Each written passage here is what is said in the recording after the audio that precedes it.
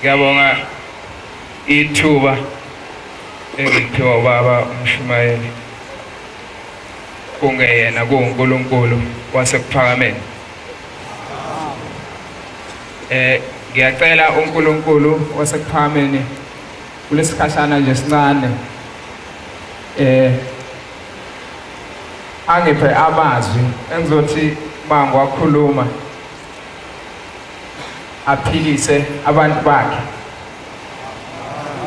Ngoba njengoba silapha enkonzweni yeSabatha sizothola ukuphila. Ayibonke Nkosi enkulu yasekuphakameni. Njengoba ngithi njena ngibonga ithuba engiliphiwe uNkulunkulu. uNkulunkulu ungezwa ukukhuluma uMshumayeli kanti uNkulunkulu okhuluma ngomlomo wakhe. Kwake kwathi ngelinye ilanga khona la ngithi 2008 kwathiwa inkonzo izophathwa ngabantu baseZimbabwe. Bayiphatha abantu baseZimbabwe. Kuthe mangabe sekunikelwa ngase ngizwa sekuphakanyiswa omunye ethi kade ezocela intethelelo. Uthe elele ebusuku kwafika inkosi yasekuphakameni yathi mntanami kusasa inkonzo izobe iphethwe yinina abaseZimbabwe. Naka amazwi nazi izahluko ozoyivula eBhayibhelini. Uthi waphaphama maqedwe waseyibhala phansi. Uthi njengoba nje ngihleli phansi nje ngizwile kodwa manje ngeke ngaba novalo ngase ngiyesaba. Manje ngizocela intethelelo. Manje ke ngisho ukuthi uNkulunkulu yena waze kuqala.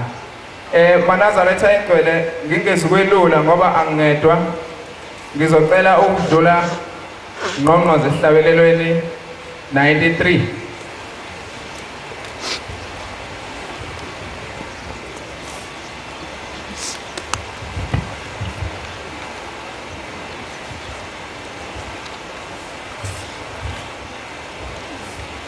Siyabonga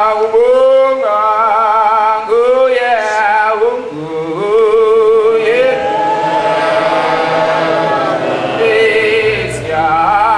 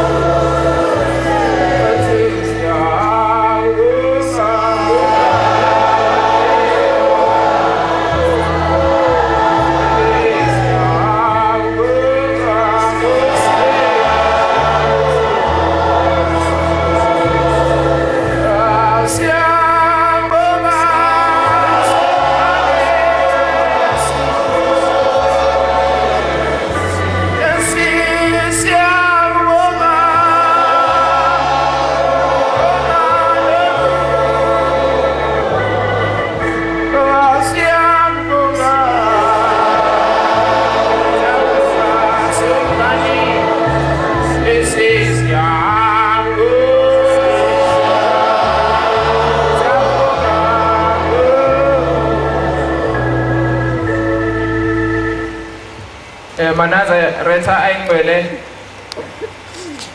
njengoba silapha size endabeni kaNkulunkulu oyehla ezulwini wazoba umuntu ebantwini. Njoba ngithi siyakubonga Nkosi yethu, siyakubonga somnganisi. Ngisho ngoba njengoba ngikhona nje ngimsebenzi wakhe uShembe, ukube uShembe akabangabikho nami ngabe angibangabikho. Uthi ubaba wayezala abantwana beshone, umntwana ethi nje angazalwa ebese yahamba emhlabeni. Uthi ke wasuka lapho wayeseya enkosini yaseKuphakameni ngoba umama omdala uthi abantwana kuye base besikhombisa ebazala behamba emhlabeni. Wasuka ke ubaba waya emzini waseMkhayidini enkosini yaseKuphakameni, inkosi iLanga. Wasefike eyayibikela ukuthi baba abantwana engibazalayo bayahamba.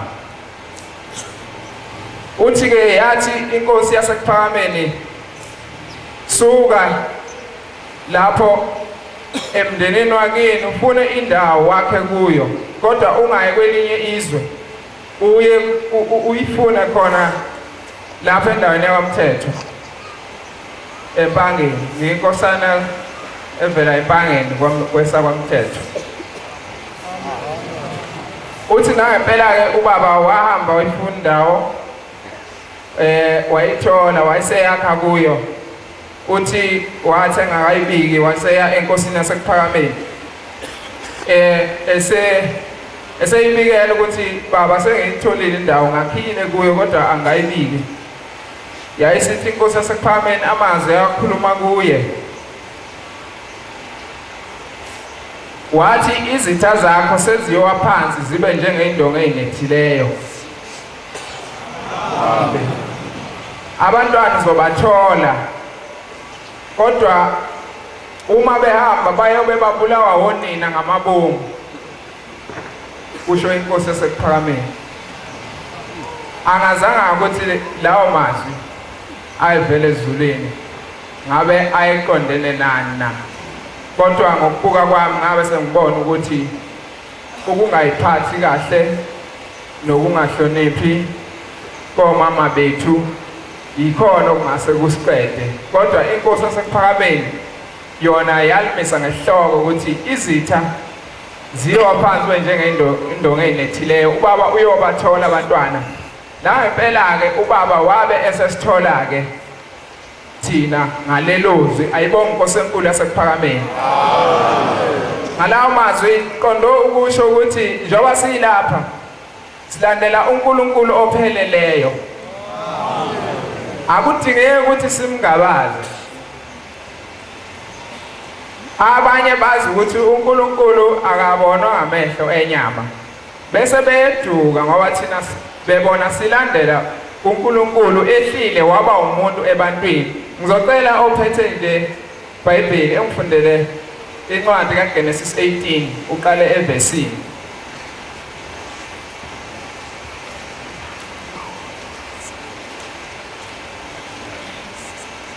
Njengoba silapha Manazaretha ayingcwele, ukuthandwa sithandiwe. Ngicela umfundele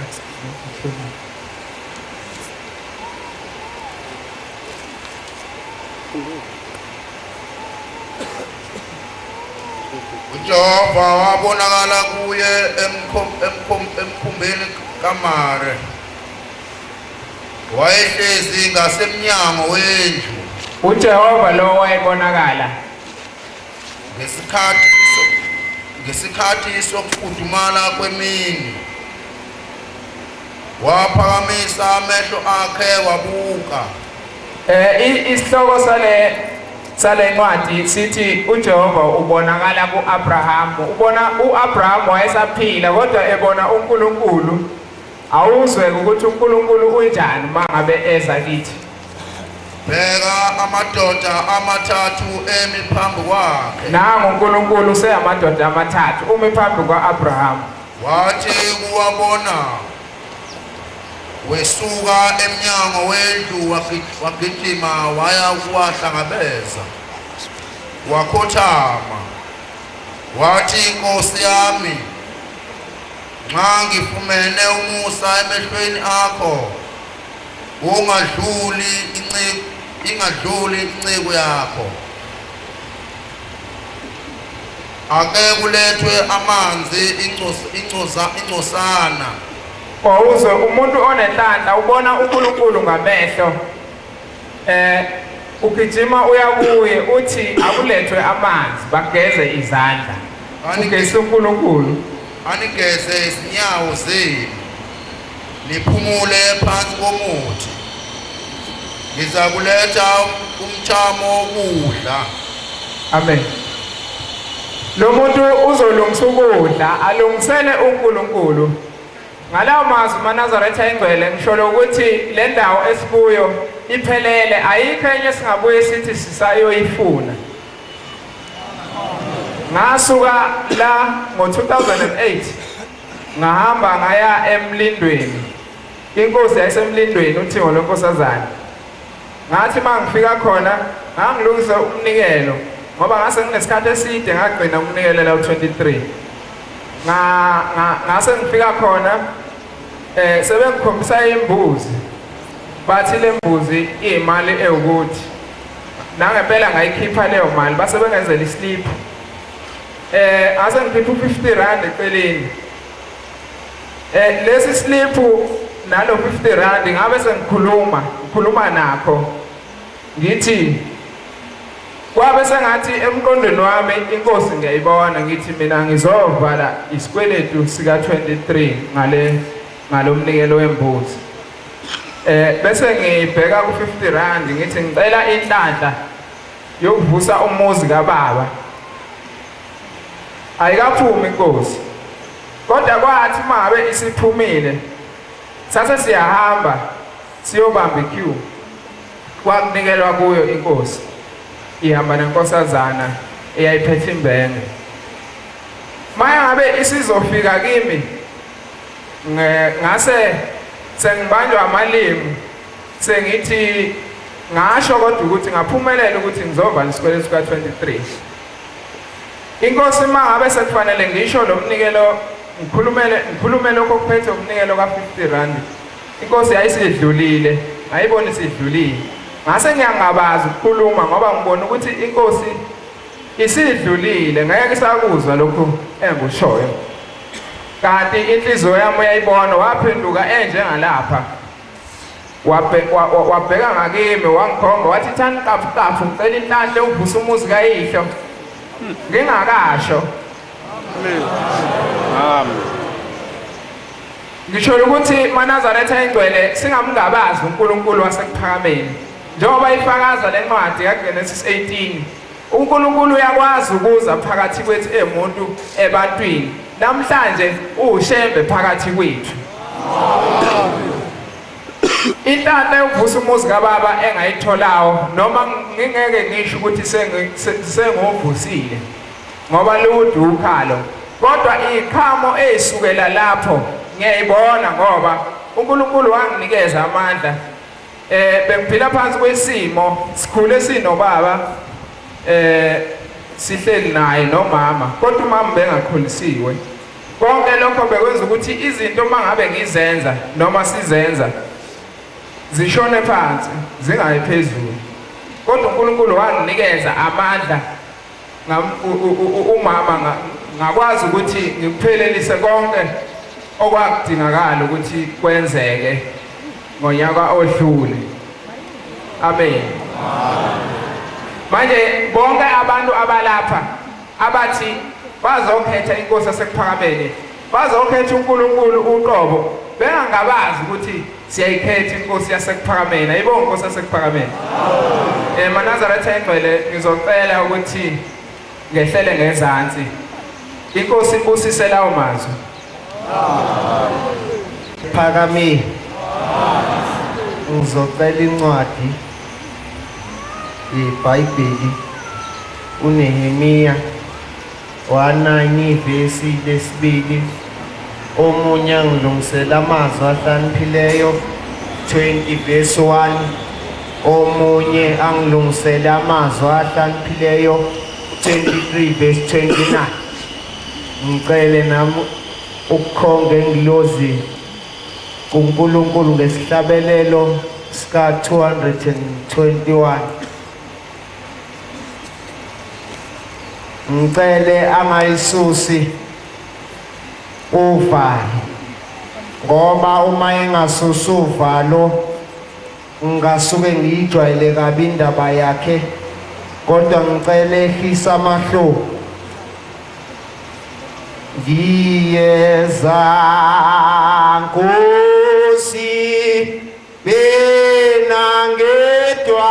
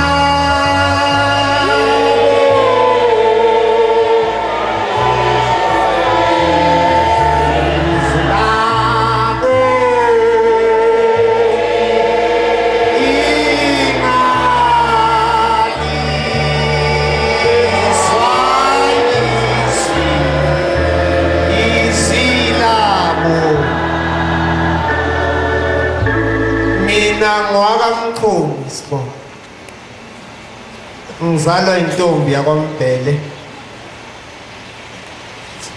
eintabeni zaseHammersdale kodwa la kuphuma khona obaba kusemsinga kwaguqa ngedolo sithwe sindaba enkulu ngangazi nami ngelinye ilanga ngiyonyime thiwa khuluma kuthiwe ke sikhulume maNazaretha amahle kodwa indaba enkulu asitshelwanga ukuba sithini ngelinye ilanga inkosi yamaNazaretha yake kwathiwa yakuyanika umshumayeli uNxumalo ukuba akhulume kuthiwa wakhuluma umshumayeli uNxumalo kodwa wakhuluma imisebenzi kaShembe kodwa izinto abantu abayizele wangazisho yathi mayisukuma inkosi yathi uyabona umuntu onjengomshumayeli uNxumalo akalingeni izwi uthi ngoba laba bantu akabatela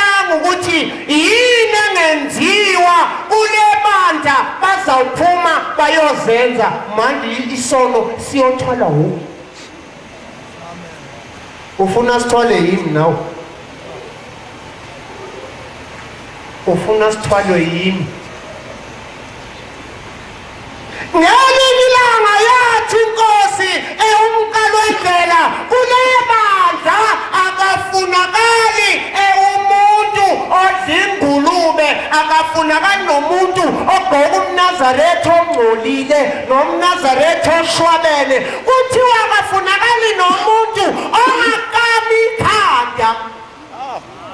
Kukhona abangakami manje emakhaya.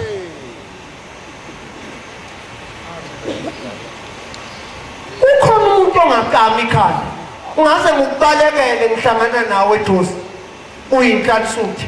Inkinga wena uzithanda. Awungifundele. Ncwadi kaNehemiya 9 verse 2. Verse 2. Inzalo kaIsrayeli yazahlukaniswa. Ithi le ncwadi inzalo kaIsrayeli, le nzalo le eyala eAfrika, kodwa nayo ke ayihlukanise.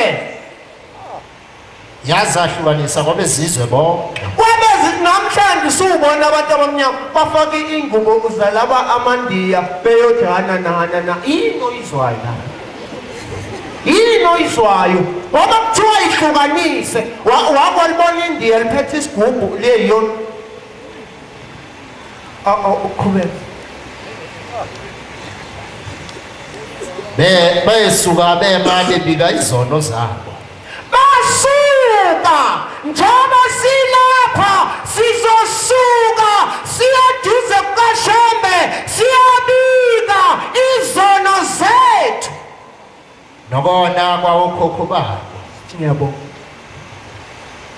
Siyona nokona komkhulu abahamba bephatha imithi. Namhlanje kukhona umuntu ulibala izihlushwa inkinga unedimoni likaKhayini lokufisa into yomunye umuntu. Ukufisa into yomunye umuntu. Baze wambuza uThixo wathi yini wena Khayini inkinga yakho unyukumeleleni wena ufisa into yomunye umuntu waze wambulalela into yakhe. Nibangaki nje enithanda indaba zabanye abantu. Ufisa isiphiwo somunye umuntu. Khona enye ngiyibizile ngizohlela ngezansi ngiyesaba 20 verse 1. Ivule baba. Iwayini lisedeleli. Qhubeka. Ukuphuzwa unamandla kuveza umsindo. Awubeke ubhonzi. Beka ubhonzi.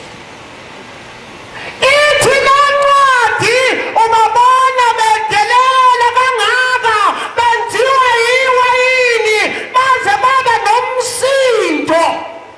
Umsindo uyangena nesontweni. Ufuna isono sami sakho sithwalwe yimi. Ukhona la kule bandla kubeka baba. Wesabeka kwenkosi kunjengokubhodla kwengonyama entsha. Ngiyabonga baba, hlala phansi ulalela inkotho. Noma baba abagodwa bangakhuluma kanjani abasabi. Uzositshela ufike manje. Ufuna sithume. Sithini? Isono sakho sihlale kumini ngeke ukhona enye ngifuna ukuyiqeda zonke bese ngihlalele izansi. 23 verse 29 amazwi ahlakaniphile uba notho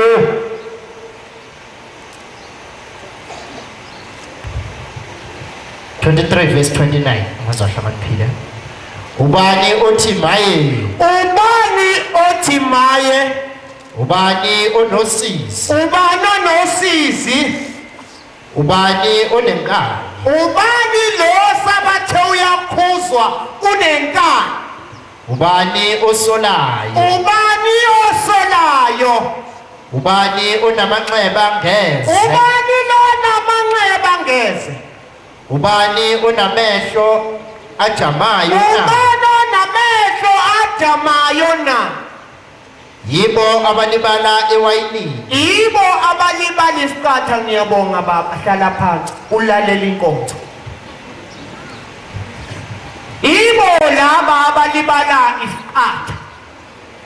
Walandwe emazweni akini kuthiwa woza uzodumisa uThixo uhlawula izono zakho. Awukufuni lokho, ubhizi indaba zabanye abantu. Ubhizi wena indaba zabanye abantu. Ufuna kuthiwe sithule uganga umosha isonto. Namhlanje kule nkonzo kukhona into eyenzakalayo. Yathi inkosi emntalwendlela kukhona iy'ntombi eyizayo ziyeza. Uthi ha Manazare, uthi ziyeza lezi ntombi, uthi inkinga yazo ezinhle zishanga ey'nwele ey'shaya eqolo. Ezakho injani? Zinjani ezakho? Wena uney'nwele engathi ezamankulu ngoba umuntu omnyama zinjengoboya bemvu. Wena lezo zithathephi? Uthi uyabona ngey'nsipho ezinde babengakazi obaba, kodwa namhlanje sekukhona iy'nsipho ey'xhunywayo manje. Uphekela ubaba wakho uney'nsipho ey'nje? Udalwa yini wena ukuthi ungalaleli? Ithi incwadi yeSabatha ithi uma ingane ingahloniphi ayife. Nami ngithi ayife. Ifa. Mawukuthi uzongalaleli uyihlononyoko ifa. Velufe uphele ngetswayi ngawo. Uma ukuthi awuzukulalela ifa. Ithi inkosi yamaNazaretha laba bantwana laba uyababona bayafaka amabhlukwe amadropu kugcwele amabhlukwe komama nasentombi. Hayi ngesontweni isikhethi ngisifaka mengesontweni kuphela. Mangakhi amabhlukwe? Mangakhi? Ase ontupi mangakhi? Unesikhethi esisodwa wena amabhlukwe inqwaba. Kwenziwa yini kule nkonzo?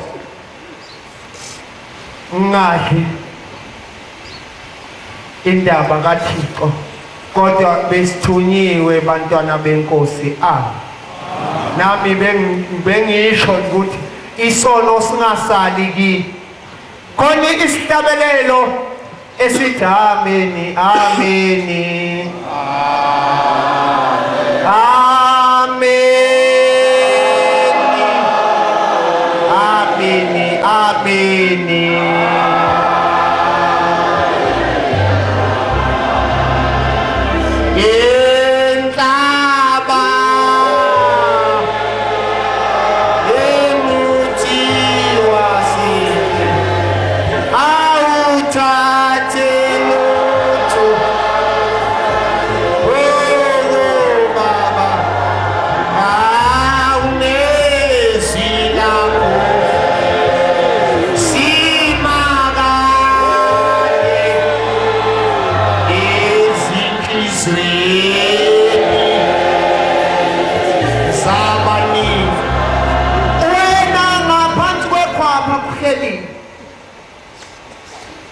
Kuhlelini ngaphansi kwephapha nangu ngikade inhlaba. Inhlaba isinemfu.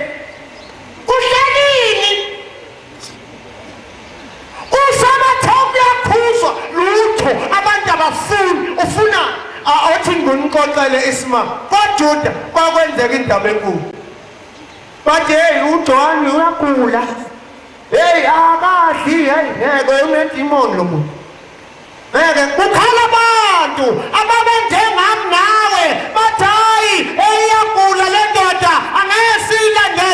uNkulunkulu wabahawukela wamsusa waletha uJesu ihwanqe elihle likaMaliya. Yafikisa leya ndoda bathi wozani nizobona umuntu hayi khona uyadla lo muntu eke silandela into ehlayo thina usha abantu sukuyekho kwakaJuda sengiyehlela ngezani la kuleli lizwe leli laliphethwe ubaba umphi bathe lo baba anangane okay uNkulunkulu wanihawukela waletha indaba enkulu kedlehlekisa Zulu ayizali yandoda yabulala bakhala kunjalo bathayilo unadimano uyagama uzela nezinto zakwaZulu umuntu ozala kanti bafunani mfunani uma sithi ushembe uThixo uzokhona angizazi ngiyabonga nami inkosi ayibusise senikuzwile